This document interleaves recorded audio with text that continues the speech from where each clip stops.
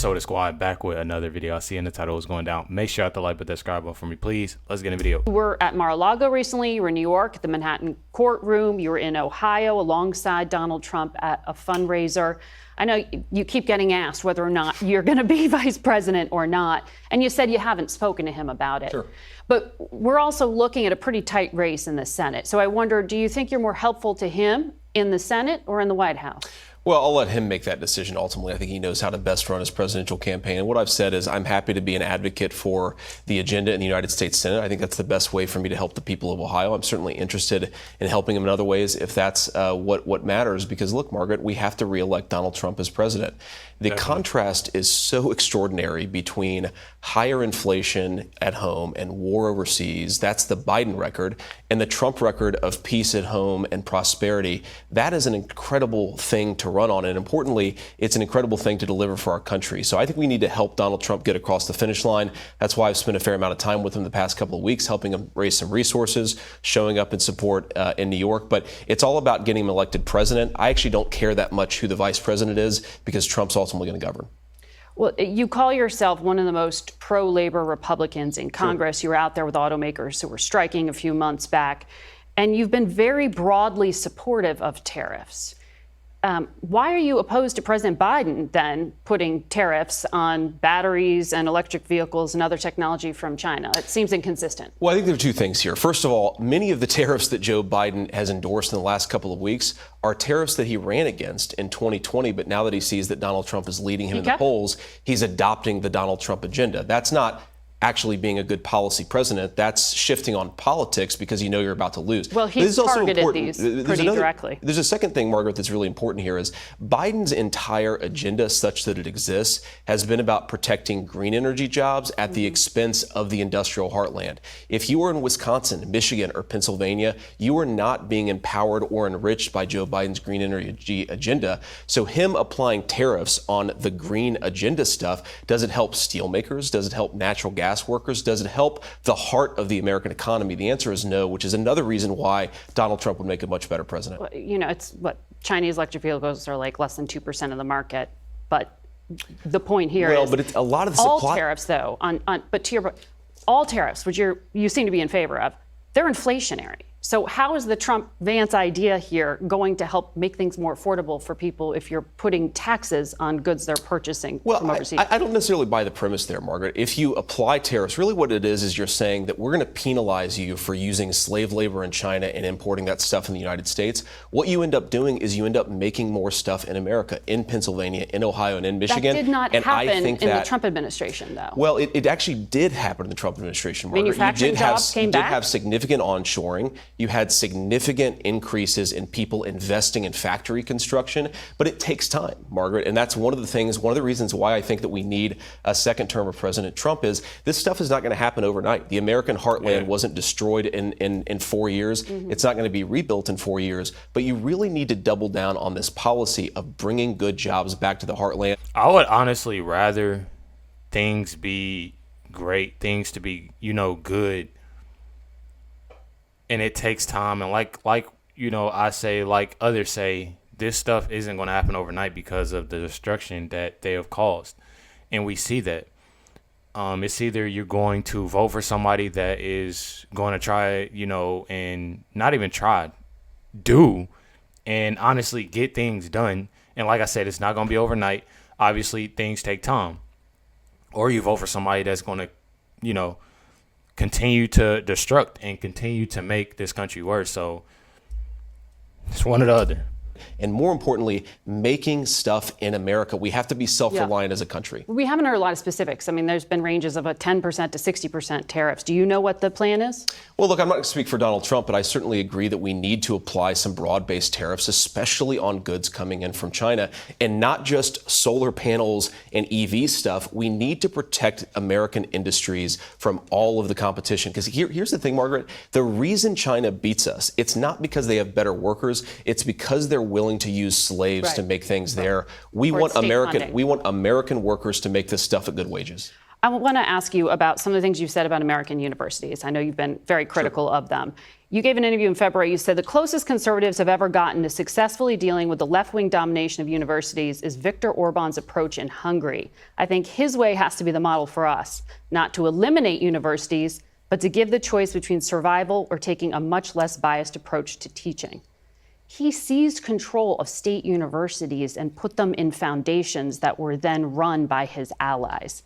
Is that what you're advocating be done in the United States? Well, Margaret, what you're seeing in the United States actually is that universities are controlled by left-wing foundations. They're not controlled by the American taxpayer, and yet the American taxpayer is sending hundreds of billions of dollars to these universities every single year. I don't want taxpayers controlling education necessarily. Is that what you're advocating for, federal government? Margaret, what I'm advocating for is for taxpayers to have a say in how their money is spent. Universities are part of a social contract in this country.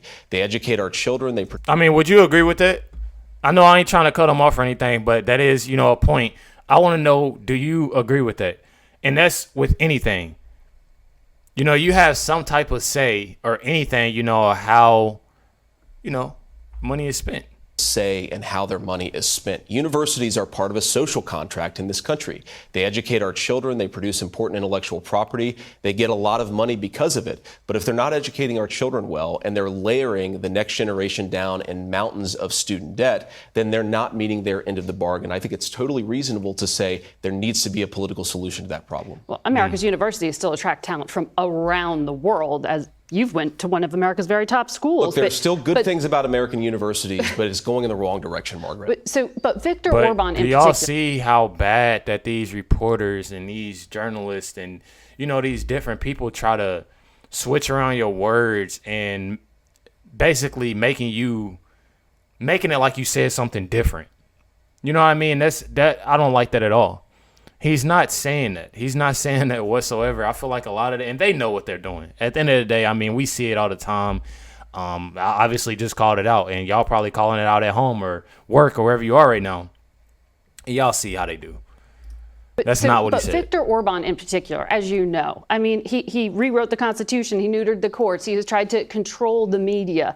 These are not necessarily conservative principles. So why would you want to mimic him? Well, look, I'm not endorsing every single thing that Viktor Orban has ever done. I don't know everything he's ever done. What I do think is on the university principle, the idea that taxpayers should have some influence in how their money is spent at these universities, it's a totally reasonable thing. And I do think that he's made some smart decisions there that we could learn from the United States. Well, he was just welcomed at Mar-a-Lago. And as you know, Leader McConnell just spoke out on the floor of the Senate this past week after Xi Jinping visited Hungary. He's trying to broker trade deals. They're brokering trade deals not just with Russia, but with Iran.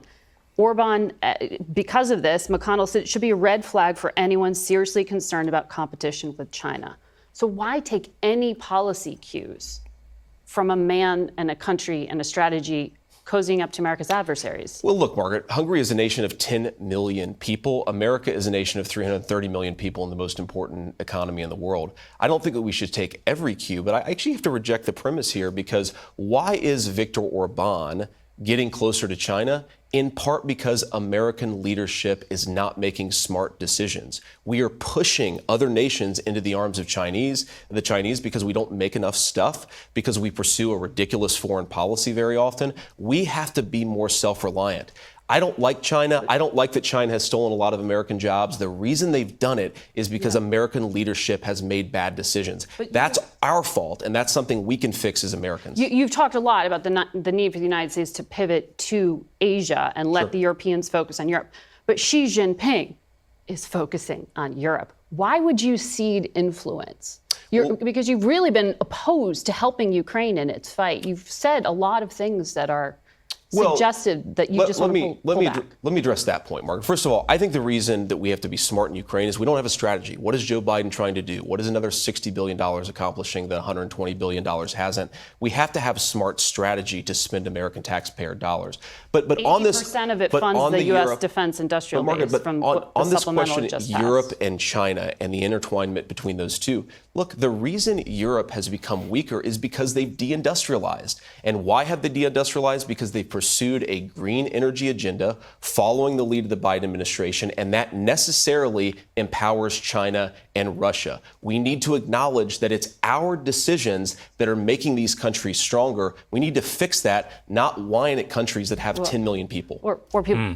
And that right there just goes to show you, and y'all can tell that he speaks very well, smart man, and honestly, gonna do an amazing job as vice president.